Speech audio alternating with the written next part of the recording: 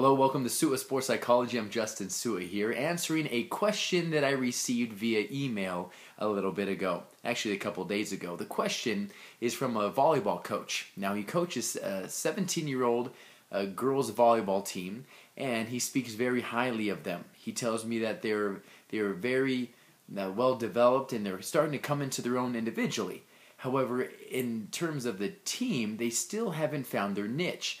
There'll be one team, one tournament, and come out completely flat another tournament. He's afraid that sometimes he's wondering why when their backs are against the wall, they don't crumble and they don't fight like they should be able to.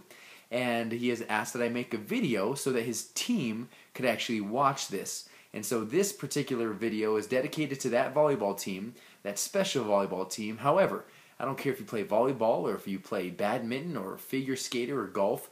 You can use these same principles to apply to you and your team as well. And so principle number one I want to share. First I want to talk about the 4 stages of team building. So first we have the forming stage. And you as this volleyball team, it already happened. This forming stage is when you get together for the first time and you're meeting each other and you're kind of looking around and analyzing the other girls or the other guys on the team, kind of sizing them up. Now we have the storming phase. The storming phase is an interesting phase because all of a sudden you're wondering someone's playing your position and you're not very happy about that. Or someone might be taller or faster or bigger or stronger, and the gossip starts happening in the locker room. And that's the storming phase. It's not a fun stage, but it slowly turns into the norming stage. Now the norming stage, that's when things start to the dust begins to settle. All of a sudden, roles are starting to be determined. You know who plays where, you know who starts where, and your roles are starting to be determined a little bit more. But then there's the magical stage. That's not the name of the stage, but the greatest stage is the performing stage. Now that is the stage where you as a team and as a coach, you're able to put your selfish desires aside. You're able to put your own accolades and your own desires and wishes aside for the betterment of the team. And that is the performance stage. And that is the level that you as this volleyball team or a baseball team, that's the level you want to get to. Now, it's important to remember that you go through those cycles throughout the season. You might go through a storming phase, norming, performing throughout the season. Now, the key is to minimize the storming phases and to have as much harmony and unity as possible throughout the season. Now, with that being said, I want to share with you some specifics for your team. First of all, what do you do to not crumble when your backs are against the wall as a team? I want to share principle number 1 with you. Principle number 1 is a practice for it. What happens to a lot of teams who crumble when the pressure's on is because they don't train for it. It's completely unfamiliar for them. And so if you put yourself in a position, to say, okay, our backs are against the wall, let's fight for this. Let's train for this at practice. You're going to see that you're going to start to get comfortable being uncomfortable. It's going to become a situation that you are accustomed to. A lot of times you watch SportsCenter, you watch ESPN, and you see people who say, wow, this team's going to be good in the playoffs because they've been there before. It's a difference. There's a difference with those players or those teams who know how to play under pressure. There is a difference. The teams who do not crumble under pressure are going to be the successful teams as the game and as the season and as the heat is turned up as the season goes on. So that's principle number 1. Practice. Practice for those pressure situations. Principle number 2, you need to trust each other. Learn how to develop trust in yourself and trust in your teammates.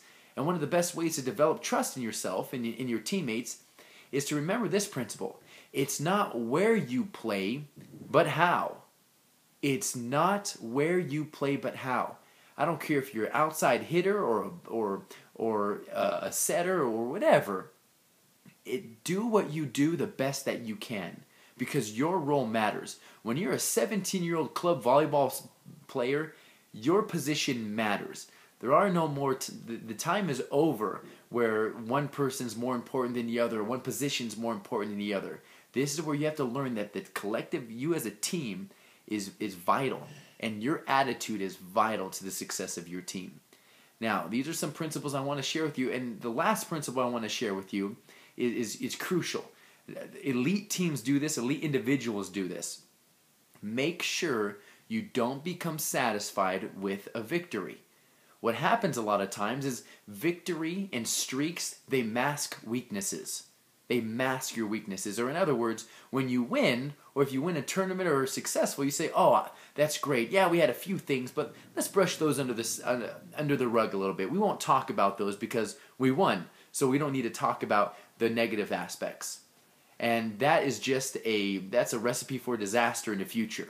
Because those things that you brush under the rug during your victories will come back and haunt you and will be the reason that you're not as successful in the next tournament or in the next game.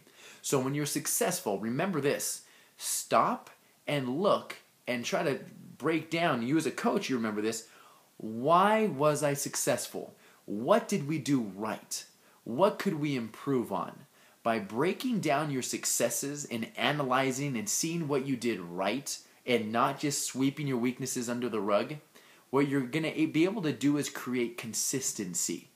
So you can say, wow, we did this when we were successful, and we didn't do this last tournament when we were unsuccessful. So it helps you control those things that you can control. Or in other words, I like to say this phrase, focus on the main thing.